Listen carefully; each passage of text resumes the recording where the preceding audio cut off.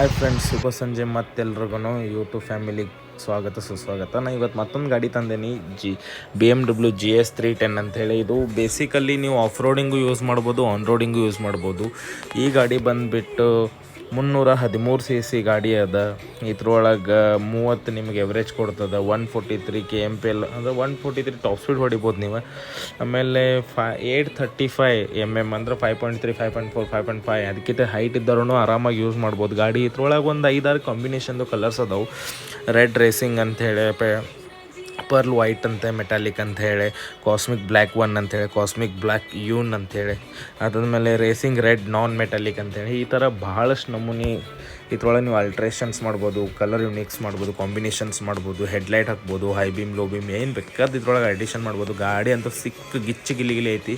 ಹಿಂಗೆ ನಿಮ್ಮ ಹತ್ರನೂ ಮತ್ತೆ ಯಾವುದು ಸೂಪರ್ ಬೈಕ್ಸ್ ಐತೆ ಹಂಗೆ ಹೇಳ್ರಿ. ನನಗಂತೂ ಹೊಡ್ಯಾಕೆ ಭಾಳ ಮಜಾ ಬಂತು. ಇದೇ ಥರ ನಾನು ಸೂಪರ್ ಬೈಕ್ಸ್ ರಿವ್ಯೂ ಮಾಡ್ತಿರ್ತೇನೆ. ಮತ್ತು ನನ್ನ ಪೇಜ್ನ ಫಾಲೋ ಮಾಡಿರಿ, ಕಮೆಂಟ್ ಮಾಡಿರಿ, ಶೇರ್ ಮಾಡಿರಿ, ಸಬ್ಸ್ಕ್ರೈಬ್ ಮಾಡೋದಂತೂ ಮರ್ಯಾಕೆ ಹೋಗ್ಬೇಡ್ರಿ.